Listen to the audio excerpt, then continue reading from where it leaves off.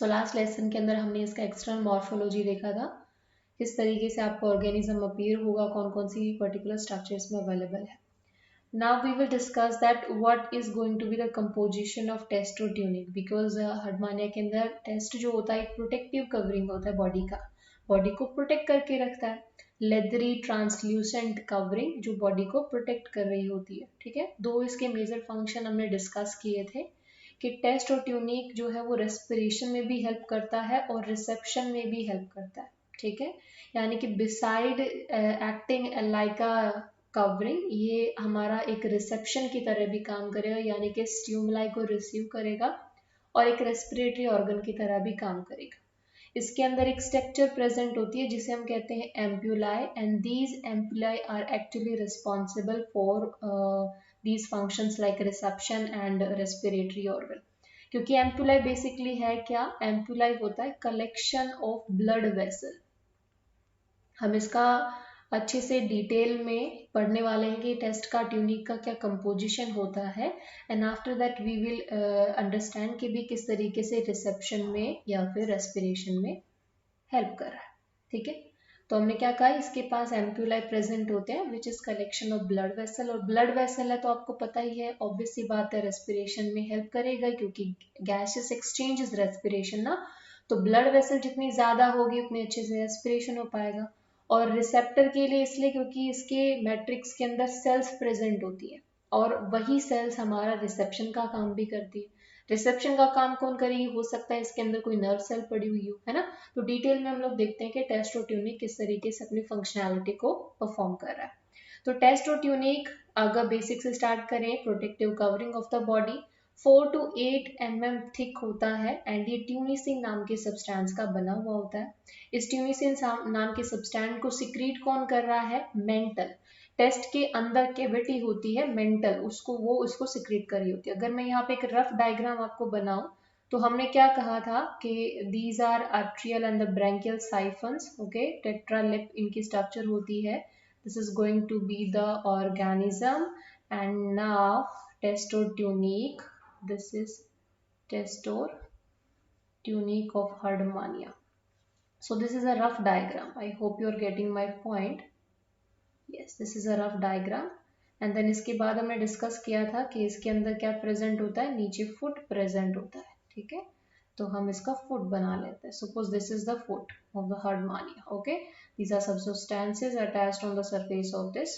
Okay, so what will happen, ये जो हमारे पास अंदर ऑर्गेनिज्म रिसाइड कर रहा है, इसी ऑर्गेनिज्म के बाहर इधर हमारी प्रेजेंट होती है मेंटल. ठीक है, तो यही मेंटल रिस्पॉन्सिबल होती है for the secretion of this test और ट्यूनिक. ठीक है, तो इतनी चीजें क्लियर है. हमने क्या क्या बातें करी है, हमने कहा कि टेस्ट बाहर का एक्सटर्नल कवरिंग होता है, दिस इज टेस्ट, और इस टेस्ट को सिक्रीट करती है मेंटल. सो आज के लेसन के अंदर हम मेंटल का कंपोजिशन और टेस्ट का कंपोजिशन दोनों कवर करने वाले हैं. ठीक है, टेस्ट का थिकनेस कितना होगा, 4 to 8 mm थिक ये होता है. इसकी कंपोजिशन में इसमें आपको मैट्रिक्स देखने को मिलेगा. मैट्रिक्स बेसिकली है क्या, कोई जेल लाइक कंपोजिशन होगी, है ना. Cells of various shape, interlacing fibril जो इसके मस्कुलर फाइबर की तरह, मसल्स की तरह काम करेंगे. कैलकेरियस स्पिक्यूल्स जो ऑफ कोर्स टेस्ट को इसकी प्रोटेक्टिव कवरिंग बना रहा है, तो there must be some spicule also there na. So these spicules, calcareous spicules are actually going to perform the function of protective covering, right. So calcareous spicule है इसके पास, और इसमें दो तरीके के spicules होते हैं, we will discuss that portion also. Then branching vascular vessels, इसके पास vessels होते हैं, बहुत सारे vessels होते हैं, blood vessels इसमें abundant amount में present है. Ampullite-like structure ये बना रही होती है. ठीक है, ओके, अब डिटेल में डिस्कस करते हैं. तो सबसे पहले मैट्रिक्स की बात कर लेते हैं. तो मैट्रिक्स बेसिकली है क्या, एक जेल लाइक कंपोजिशन होगा जिसमें बाकी सभी चीजें प्रेजेंट है. उसी में स्पिक्यूल्स एम्बेडेड है, उसी में सेल्स प्रेजेंट होती हैं, फाइब्रल्स का नेटवर्क उसी में प्रेजेंट है, और ब्लड वेसल्स उसी में प्रेजेंट है. ठीक है, तो हम सबसे पहले डिस्कस करते हैं सेल्स ऑफ वेरियस शेप, किसमें कौन कौन सी डिफरेंट टाइप की सेल्स आपको देखने को मिलेगी. ठीक है, तो हम सबसे पहले सेल्स के साथ शुरू करते हैं. तो मेजरली बात करें इस टेस्ट और ट्यूनिक के अंदर 7 टाइप की सेल्स प्रेजेंट होते हैं. ठीक है, how many type of cells, majorly 7 types of cells are there. कौन कौन सी सेल्स ये होंगी? इसमें सबसे पहली सेल है जिनका कोई पर्टिकुलर शेप नहीं होता, उनको हम लोग अमीबॉइड सेल्स कह देते हैं, ठीक है। तो इसके पास अमीबॉइड सेल्स है। आफ्टर दैट इसमें इओसिनोफिलस सेल्स होती हैं। अब ये जो इओसिनोफिलस सेल्स होती हैं, these are of varying sizes, यानी कि इसमें अलग अलग साइज आपको देखने को मिलेगा। स्मॉल साइज की मिलेगी, लार्जर इन साइज मिल सकती, यानी कि हम कहें दो तरीके की इनकी शेप होगी, ठीक है। आफ्टर दैट हमारे पास होती है ग्रैन्युलर सेल्स। ग्रैन्युलर सेल्स के बाद हमारे पास है spherical vacuolated cells and then हमारे पास है नर्व सेल्स, ठीक है। तो मेजरली हमारे पास ये सेल्स हैं जो 5 टाइप्स की हैं, बट उसमें आगे ऑफ कोर्स हमारी जो यूसिनोफाइलस सेल्स है वो स्मॉल एंड लार्जर हो जाती है, तो हम लोग कहते हैं कि हमारे पास ऑल एंड ओवर 7 टाइप की सेल्स होती है। हम यहाँ पे 5 लिख लेते हैं। ऑन एन एवरेज 5 टाइप की सेल्स के बारे में हम लोग यहाँ पे डिस्कस करने वाले, ठीक है। सबसे पहली सेल्स जिनको हम अमीबॉइड सेल्स कह रहे हैं, अमीबॉइड सेल्स है, नाम से पता चल रहा है कोई स्पेसिफिक टाइप का सेल नहीं होगा, and these are abundant in number, बहुत ज्यादा अमाउंट में ये प्रेजेंट होती है टेस्ट के अंदर। इओसिनोफाइलस सेल्स, इओसिनोफाइलस सेल्स नाम से पता चल रहा होगा, इओसिन कलर होगा, इओसिन मतलब ऑरेंज कलर की ये सेल होगी हमारे पास, and these are spherical cells and they form the homogeneous cytoplasm, जिसमें हमारे फाइन फाइन ग्रेन्यूल्स एम्बेडेड होते हैं, जो ग्रेन्यूल सेल्स होती है वो एम्बेडेड होती है, ठीक है। कलर कैसा होगा इनका? रेड कलर हो सकता है, ऑरेंज कलर की हो सकती है, साइज इनका वेरी कर सकता है, they could be smaller in size and larger in size, ठीक है। सो यहाँ पर हमारे पास इओसिनो सेल्स हो गई स्मॉल। लार्जर वेराइटी में हमारे पास बिग वेसिकुलर न्यूक्लियस वाली लार्जर सेल्स होती हैं, एंड स्मॉल सेल्स होंगी जिसमें इसेंट्रिक न्यूक्लियस होगा, ठीक है। जो स्मॉल होती है इनमें इसेंट्रिक न्यूक्लियस होता है। इसेंट्रिक न्यूक्लियस मतलब समझते हो कि अगर ये सेल है तो इसमें एक साइड में कहीं पे न्यूक्लियस पड़ा होगा, ठीक है। सो ऐसे सेल को हम लोग इसेंट्रिक न्यूक्लियस कहते हैं। लार्जर के अंदर प्रोमिनेंट न्यूक्लियर प्रेजेंट होता है, ठीक है। थर्ड टाइप की हमारी सेल है granular cell. Granular cell again इसके नाम से पता चल रहा है कि इनके साइटोप्लाज्म में कोई ग्रैन्यूल प्रेजेंट होगा, बहुत सारा अमाउंट में ग्रैन्यूल होगा, इसलिए इनको ग्रैन्युलर सेल्स कह दिया, ठीक है। तो इनका ओब्लोंग शेप होता है, एंड इसमें जो है प्रोमिनेंट न्यूक्लियाई होगा। प्रोमिनेंट न्यूक्लियाई का मतलब लार्जर न्यूक्लियाई होगा, ठीक है। प्रोमिनेंट न्यूक्लियाई या न्यूक्लियस हम कह सकते हैं। ये जो सेल्स होती हैं ये हमारे नर्व फाइबर क्योंकि इसी मैट्रिक्स के अंदर नर्व फाइबर भी प्रेजेंट होते हैं, और नर्व फाइबर को ये सराउंड करके रखती है। एंड ये जो ग्रैन्युलर सेल है एक्चुअली किसमें हेल्प करेगी? रिसेप्शन में हेल्प करेगी। रिसेप्शन का मतलब सिग्नल को रिसीव करने में, क्योंकि देखो नर्व फाइबर के साथ प्रेजेंट है तो सिग्नल को रिसीव करने में उसकी हेल्प कर रही होगी, है ना। फिर हमारे पास है स्फेरिकल वैक्यूलेटेड सेल। स्फेरिकल मतलब शेप कैसा है? राउंडेड शेप है, स्फेरिकल शेप है। वैक्यूलेटेड सेल्स मतलब बीच में कोई होलो स्पेस प्रेजेंट होगा, ठीक है। तो small numerous vacuolated cells present होती है, और इनमें वैक्यूल इतनी ज्यादा प्रोमिनेंट होती है कि आपको न्यूक्लियाई विजिबल नहीं होगा, ठीक है। तो इसमें हम लिख सकते हैं nucleus is not visible. Clear? Then again हमारे पास नर्व सेल है जिनका काम क्या होने वाला है? रिसेप्शन का काम होने वाला है, सिग्नल को रिसीव करने का, ठीक है। तो ये मेजर टाइप की सेल्स हमें देखने को मिलती है, और ये नर्व सेल्स भी कैसे होंगी कि इनके अंदर कुछ इस तरीके से बनी होती है। जैसे नर्व सेल का अगर मैं एक रफ डायग्राम बनाऊं तो ये इसका सेल हाँ, ये इसका सेल बॉडी है। इस सेल बॉडी के ऊपर कुछ इस तरीके से 2 to 6 डेंड्रिटिक सेल्स इसमें निकली हुई होती है, ठीक है। 2 to 6 डेंड्रिटिक सेल्स इसमें निकली हुई होंगी, एंड ये किसके साथ इंटरलॉक होती है? फाइबर्स के साथ इंटरलॉक होती है, ग्रैनुलर सेल्स के साथ इंटरलॉक होती है, एंड इनका काम क्या होता है? रिसीव करना सिग्नल को, ठीक है, हमने ये बात कर ली, ये बात कर ली। अब हम बात करें इंटरलेसिंग फाइबर की। हमने अभी कहा कि इंटरलेसिंग फाइबर के साथ नर्व सेल एसोसिएशन प्रेजेंट होती है, क्योंकि अगर आपको थोड़ा सा आइडिया है तो मैंने हमेशा आपको ये बताया है कि नर्वस सिस्टम कभी भी अकेला काम नहीं करता, उसके साथ मस्कुलर सिस्टम काम कर रहा होता है, चाहे हम हायर ऑर्गेनिज्म की बात करें चाहे लोअर ऑर्गेनिज्म की बात करें, है ना।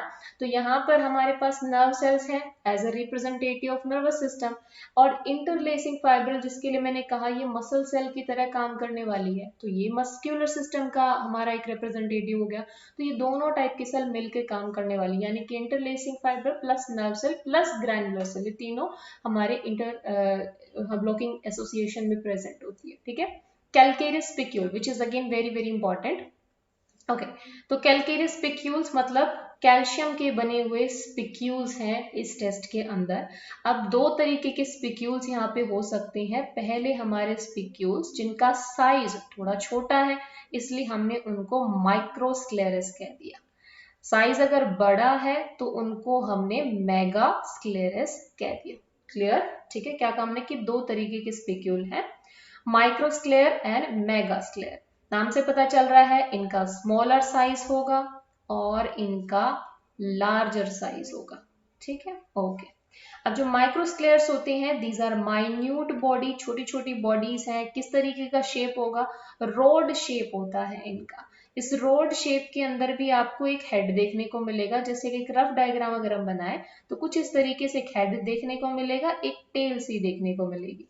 अब इस टेल के अराउंड यहाँ पर रिंग्स प्रेजेंट होती है इक्वी डिस्टेंस पर, यानी कि एक यहाँ पर होगी एक यहाँ पर, कुछ इस तरीके से इसमें रिंग्स इसको सराउंड करके रखती है, ऐसी रिंग्स प्रेजेंट होती है, ठीक है। तो दीज आर माइक्रोस्क्लेरस। तो माइक्रोस्क्लेयर माइन्यूट बॉडी है हमारे पास, रॉड शेप होती है, स्फेरिकल हेड होता है, लॉन्ग बॉडी होगा, एंड इसके अंदर कितने रिंग प्रेजेंट होंगे, 5 to 25 रिंग प्रेजेंट होगी, रिंग ऑफ स्पाइन, ठीक है, रिंग ऑफ स्पाइंस प्रेजेंट होगी।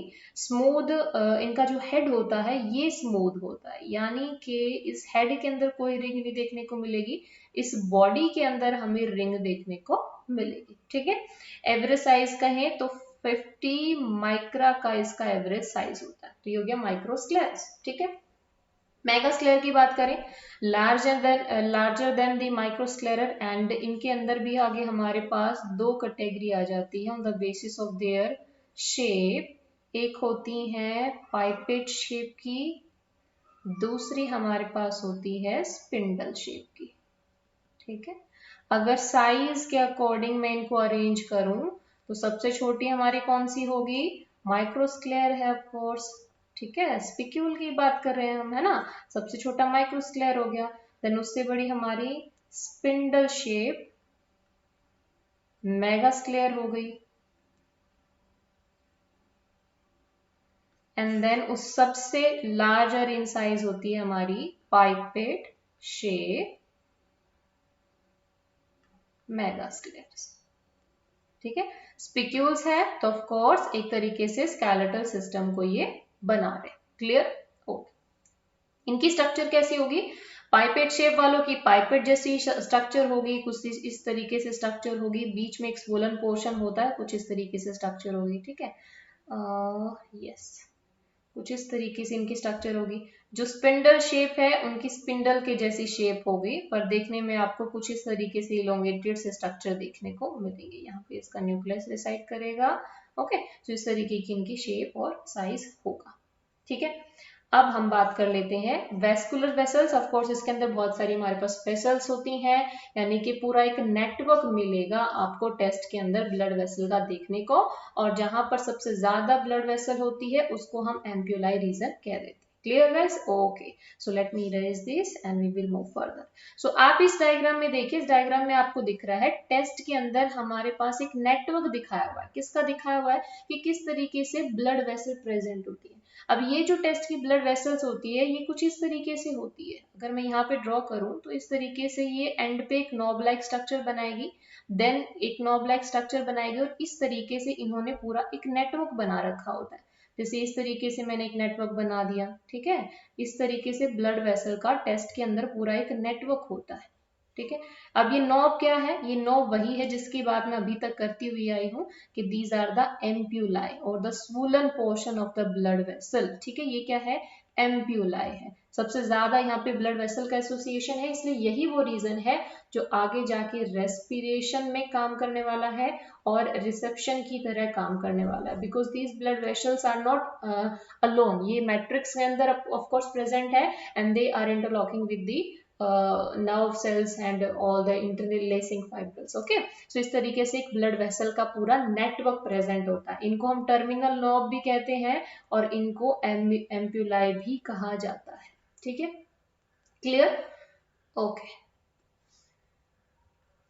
सो यहाँ पर भी कुछ इंपॉर्टेंट इंपॉर्टेंट डायग्राम है ये हमारे लिए। इस डायग्राम में आपने देखना है, देखिए इस डायग्राम में हमें वही टेस्ट का कंपोजिशन दिखाया हुआ है, टेस्ट के मैट्रिक्स का कंपोजिशन दिखाया हुआ है। सबसे पहले यहाँ पर क्या है? ब्लड वेसल है। इन ब्लड वेसल के बाद यहाँ पर हमें टर्मिनल नोब या एम्पुलाई दिखाए हुए हैं एंड देन यहाँ पर रिप्रेजेंट कर रखे किस तरीके से हमारे पास जो स्पिक्यूल्स है वो अरेंज होते हैं। जो माइक्रोस्क्लेयर्स है वो छोटे छोटे इन साइज के होते हैं, तो वो कुछ इस तरीके से ब्लड वेसल के बीच में प्रेजेंट होंगे। जो मेगास्क्लेयर है on the basis of their size उनका जो लोकेशन और पोजिशन होता है स्पेसिफाइड होता है। बट हम क्या देखते हैं कि जो स्पिंडल शेप या हमारे पाइपेट शेप के जो मेगा स्लेयर्स होते हैं उनके अराउंड एक शीथ, एक कवरिंग प्रेजेंट होती है। ठीक है, तो ये हमारा स्पिक्यूल का शीथ प्रेजेंट है, तो उसके अंदर हमारे इस तरीके से स्पिक्यूल्स प्रेजेंट होते हैं। तो कुछ इस तरीके का हमें टेस्ट और ट्यूनिक का मैट्रिक्स का कंपोजिशन देखने को मिलेगा, जिसमें ब्लड वेसल्स अरेंज है, माइक्रोस्क्लेयर प्रेजेंट है, मेगास्क्लेयर विद द शीथ प्रेजेंट है। ठीक है, तो इस तरीके का कंपोजिशन हमें देखने को मिलेगा। अब हमने जैसे बात करी कि हार्डमानिया में डिफरेंट टाइप के स्पिक्यूल्स प्रेजेंट होते हैं, तो माइक्रोस्क्लेयर जैसे मैंने स्ट्रक्चर डिस्कस करी थी कुछ इस तरीके आप देखने को मिलेंगे। These are the spindle shape megasclere and these are the pipette shape spicules है हमारे पास में, जिनमें आपको दिख रहा है कि बीच में एक स्फेरिकल स्वेलिंग प्रेजेंट होती है। क्लियर? तो आई एम श्योर इससे आपको क्लियर हो गया होगा। Now we will talk about the body wall कि बॉडी वॉल कैसी होती है, कितनी कवरिंग प्रेजेंट है, क्योंकि भैया बॉडी वॉल तो इंपॉर्टेंट है। तो देखो मैंने क्या कहा था कि जब हम पढ़ रहे हैं उसकी इंटरनल ऑर्गन की बात, तो कवरिंग को सबसे पहले पढ़ना है। तो दो तरीके की कवरिंग हमने देखी, सबसे बाहर जो प्रेजेंट है टेस्ट, जिसको हम ट्यूनिक भी कह रहे हैं, है ना।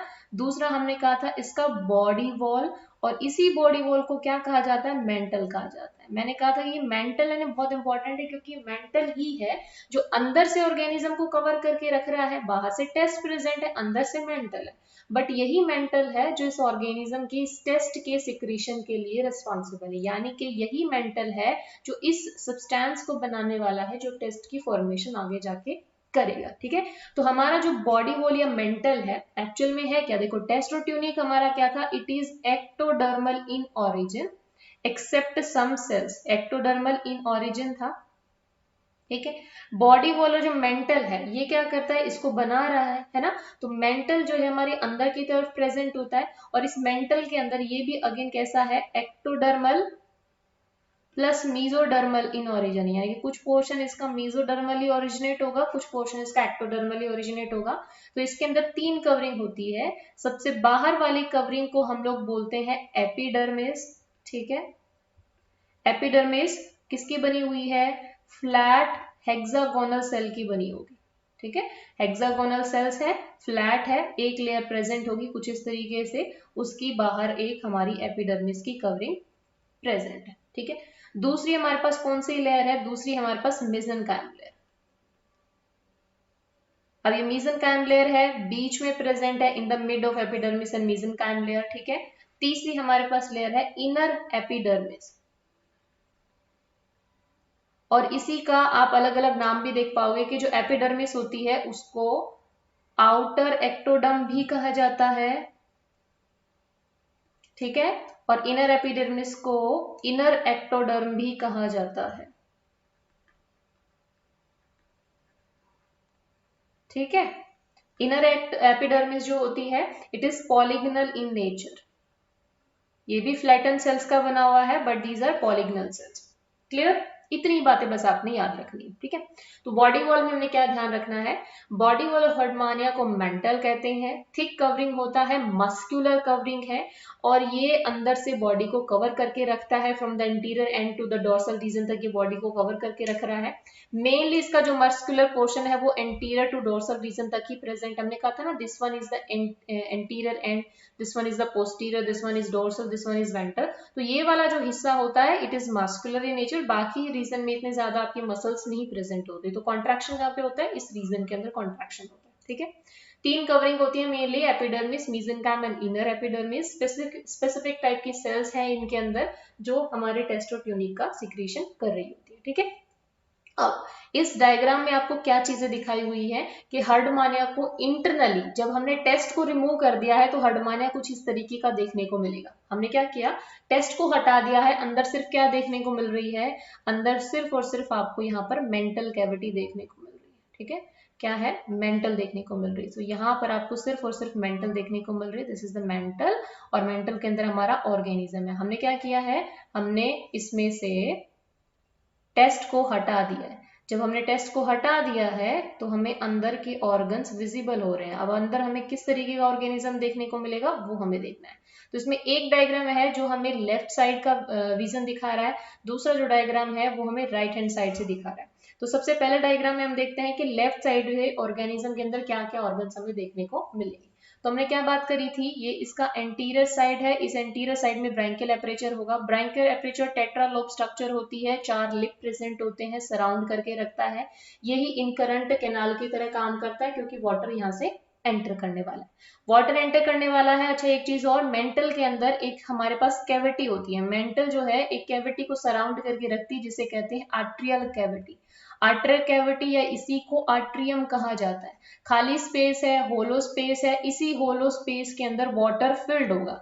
हमने क्या बात करी, ब्रैंकियल एपरेचर के थ्रू वाटर एंटर करता है, एंटर करेगा क्योंकि ये ऑर्गेनिज्म कैसा है, सिलेरी फीडर है। सिलेरी फीडर है, माइक्रोफेगस है, जो भी वाटर के थ्रू माइक्रो ऑर्गेनिज्म आ रहे हैं उन्हीं को ये फीड करता है, ठीक है।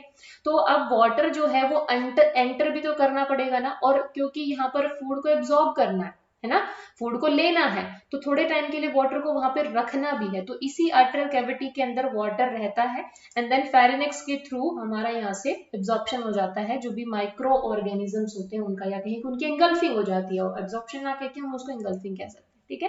तो इसी आर्टरियल कैविटी को मेंटल क्या करके रखता है, सराउंड करके रखता है। तो जब इसकी बॉडी में आप देखोगे, this is the branchial aperture. Branchial aperture के नीचे यहाँ पर रिंग्स प्रेजेंट होती है। हमने कहा ना कि ये मस्कुलर इन नेचर है, मेंटल जो होती है मस्कुलर इन नेचर है। किस रीजन में, इसी एंटीरियर डोर्सल रीजन के अंदर। तो यहाँ पर रिंग्स प्रेजेंट होती है ब्रैंकियल साइफन की, मसल्स प्रेजेंट होती है। इन मसल्स को हम लोग एन्युलर मसल्स कह देते हैं, और इन्हीं एन्युलर मसल्स की वजह से ये रीजन हमारा कॉन्ट्रैक्टिव बन जाता है, ठीक है। उसके नीचे ये आपको दिख रहे हैं, दीज आर लॉन्गिट्यूडाइनल मसल्स, ठीक है। तो दो तरीके की मसल्स है, रिंग्स मसल्स है, एन्युलर मसल्स, और लॉन्गिट्यूडाइनल मसल्स होती हैं जो फेरिनेक्स वाले रीजन को सराउंड करके रखती है। देन यहाँ पर ये जो स्ट्रक्चर आपको नजर आ रही है ये इसके गोनाड्स है, ठीक है।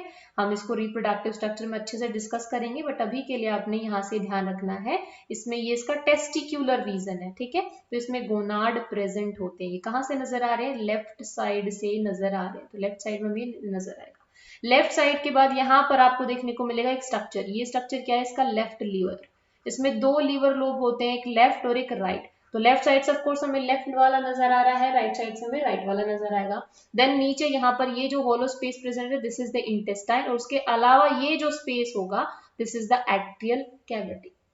अब इस इमेज में आइए, इस इमेज में भी सेम हमें क्या देखने को मिल रहा है, राइट हैंड साइड से देख रहे हैं तो ऑफ कोर्स ये एट्रियल एपरेचर होगा, ये ब्रैंकियल एपरेचर होगा। एन्युलर रिंग प्रेजेंट है, लॉन्गिट्यूडाइनल रिंग प्रेजेंट है, इतनी क्लियर हो गई होगी। अब यहाँ पर इस साइड हमें क्या देखने को मिलेगा, राइट लोब ऑफ लीवर। ये हमें गोनाड्स ही देखने को मिल रहे हैं। अब ऐसे देखोगे, अगर इसको राइट हैंड साइड से देखोगे तो ऑफ कोर्स कुछ इस तरीके से देखने को मिलेगा ना। एंड देन हमें राइट हैंड साइड में दिखेगा पेरिकार्डियम। ये दिख रहा है आपको, ये है पेरिकार्डियम। पेरिकार्डियम में क्या होगा, इसका हार्ट सिचुएटेड होगा, ठीक है। ऑर्गन के अलावा जो भी स्पेस बचाता है वो आर्टरियल कैविटी होती है जिसमें वाटर प्रेजेंट होता है।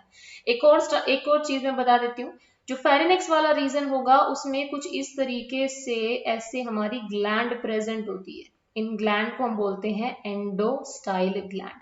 तो आपको ये भी ध्यान रखना है, ठीक है।